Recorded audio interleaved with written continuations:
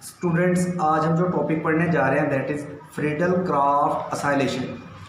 Friedel craft acylation को हम कुछ इस तरह डिफाइन कर सकते हैं: introduction of acyl group into the benzene ring. यानी अगर हम असाइल ग्रुप को बेंजीन रिंग में इंट्रोड्यूस करा दें, इसका मतलब होता है कि असाइल ग्रुप जो है उसको हमने बेंजीन रिंग की हाइड्रोजन के साथ जो है वो रिप्लेस कर देना। फॉर एग्जांपल, ये आपको बेंजीन नज़र आ रही है। बेंजीन में हर कार्बन पे एक एक हाइड्रोजन है। फॉर एग्जांपल, अगर हम किसी बेंजीन की हाइड्रोजन को असाइल ग्रुप से रिप्लेस कर दें, असाइल ग्रुप क्या है? R⁻C⁻O, ये वाला जो ग्रुप है ये असाइल है। यहाँ पर हमारे पास जो नज़र आ रहा है वो असाइल क्लोराइड नज़र आ रहा है, ठीक है। अब बेंजीन का हाइड्रोजन जो है वो असाइल क्लोराइड की क्लोरीन से मिलके HCl में कन्वर्ट हो जाएगा और जो असाइल ग्रुप है वो बेंजीन रिंग पे आके सब्स्टिट्यूट हो जाएगा। तो ये वाला जो रिएक्शन है ये है फ्रीडल क्राफ्ट असाइलेशन। इस रिएक्शन को करवाने के लिए हमें लिवस एसिड जो है एज अ कैटलिस्ट इस्तेमाल करना पड़ता है। फॉर एग्जांपल, हमारे पास यहाँ पर जो लिवस एसिड है वो एल्यूमिनियम क्लोराइड है। अब अगर हम असाइल ग्रुप में पर्टिकुलर एग्जांपल ले लें, एसिटाइल होता है CH3C⁻O⁶Cl, इसका नाम है एसिटाइल क्लोराइड। यानी अगर हम अल्काइल ग्रुप जो है वो स्पेसिफाई कर दें मिथाइल से, CH3C⁻O⁶Cl जो है ये वाला जो ग्रुप है जिसमें हम R को एज अ मिथाइल ले रहे हैं, इसका नाम है एसिटाइल क्लोराइड। अब इसमें क्या हो रहा है, बेंजीन के साथ जो है एसिटाइल क्लोराइड रिएक्ट कर रहा है। बेंजीन का हाइड्रोजन एसिटाइल क्लोराइड की क्लोराइड से मिलके HCl में कन्वर्ट हो जाएगा और अब एसिटाइल क्लोराइड का ये वाला बॉन्ड जो है वो कार्बोनिल ग्रुप से ब्रेक हो रहा है। तो अब यही वाली जो कार्बन है जिसके 3 बॉन्ड हो गए हैं, ये इस बेंजीन की इस कार्बन के साथ लिंक कर जाएगी, ठीक है। और इससे हमारे पास जो कंपाउंड बनेगा उसका नाम होगा एसीटोफिनोन। सेकंड एग्जांपल में अगर हम देखें, अगर हम बेंजीन का रिएक्शन करवाएं बेंजोइल क्लोराइड के साथ, तो बेंजीन का ये वाला जो हाइड्रोजन है वो बेंजोइल क्लोराइड से मिलके HCl में कन्वर्ट हो जाएगा और बेंजोइल क्लोराइड की ये वाली जो कार्बन है बेंजीन की इस कार्बन के साथ लिंक कर जाएगी। अब बेंजोइल क्लोराइड में ये वाला भी ग्रुप जो है वो बेंजीन रिंग है, ये वाला बेंजीन रिंग है। अब यहाँ पर कार्बोनाइल के साथ जो है 2 बेंजीन रिंग जो है वो लिंक्ड है, ठीक है। और इस कंपाउंड का नाम होगा बेंजोफिनोन। ये वाला रिएक्शन जो है उसको भी एल्यूमिनियम क्लोराइड ही कैटालाइज करेगा।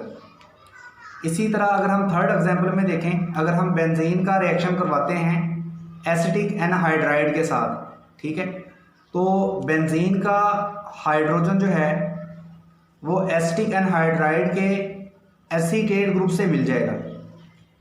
ये एसीटेट ग्रुप है CH3C⁻O ऑक्सीजन। बेंजीन का हाइड्रोजन एसिटिक एनहाइड्राइड के एसीटेट से मिलके एसिटिक एसिड में कन्वर्ट हो जाएगा और एसिटिक एनहाइड्राइड का जो एसिटाइल ग्रुप है वो बेंजीन की इस वाली कार्बन के साथ लिंक कर जाएगा, जिससे जो बनने वाला कंपाउंड होगा इसका नाम होगा एसीटोफिनोन। अगर हम फ्रीडल क्राफ्ट असाइलेशन के डिफरेंट रिएक्टेंट्स के रिलेटिव रेट्स की बात करें तो यहाँ पर हमें नज़र आ रहा है कि फ्रीडल क्राफ्ट असाइलेशन के लिए असाइल हैलाइड्स जो हैं वो मोर रिएक्टिव हैं as compare to acetic anhydride.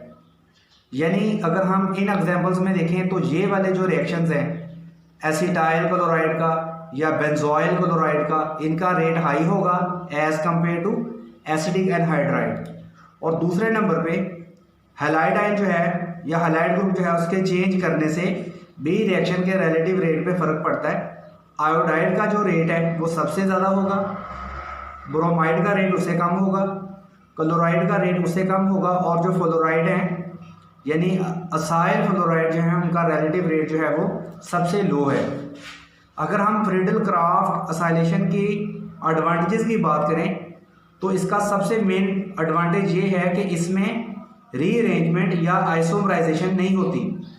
पीछे हमने देखा था कि जब हम फ्रीडल क्राफ्ट अल्काइलेशन करवा रहे थे तो अगर हमने यूज़ किया था वहाँ पर N प्रोपाइल क्लोराइड, और एन प्रोपाइल क्लोराइड का हम रिएक्शन करवा रहे थे बेंजीन के साथ। प्रोडक्ट कौन सी आनी चाहिए थी? प्रोडक्ट आनी चाहिए थी एन प्रोपाइल बेंजीन। लेकिन एन प्रोपाइल बेंजीन के साथ एक और प्रोडक्ट बन रही थी आइसोप्रोपाइल बेंजीन, क्योंकि उसमें अल्काइल ग्रुप जो है वो प्राइमरी कार्बोकेटाइन से रीअरेंज होकर सेकेंडरी कार्बोकेटाइन में चेंज हो चुका था।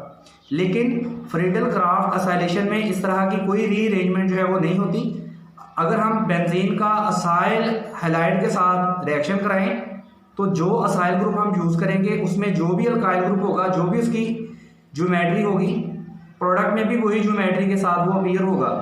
यानी इससे हमारे पास आ जाएगा असाइल बेंजीन। अब अगर असाइल बेंजीन की अगर हम रिडक्शन करा दें, ठीक है, तो या सिंपल हाइड्रोजनेशन करा दें, तो ये वाला जो कार्बोनाइल ग्रुप है ये रिड्यूस होने के बाद Ci2 ग्रुप में चेंज हो जाएगा, ठीक है। और इससे हमारे पास जो है वो अल्काइल बेंजीन जो है वो हासिल होगी और इस ओवरऑल प्रोसेस में कोई रीअरेंजमेंट नहीं होगी। स्टूडेंट्स, हमने फ्रीडल क्राफ्ट अल्काइलेशन में देखा था कि अगर हम क्लोरोबेंजीन का बेंजीन के साथ रिएक्शन करवाना चाहें, ये हम लेट कर लें कि बेंजीन का हाइड्रोजन दूसरी क्लोरोबेंजीन की क्लोरीन से मिलके HCl में कन्वर्ट हो जाएगा और दो बेंजीन रिंग आपस में लिंक करके बाइफिनाइल देंगे, तो हमने देखा था कि ये रिएक्शन जो है उसको करवाना पॉसिबल नहीं है। फ्रीडल क्राफ्ट अल्काइलेशन में ये वाला रिएक्शन नहीं होता।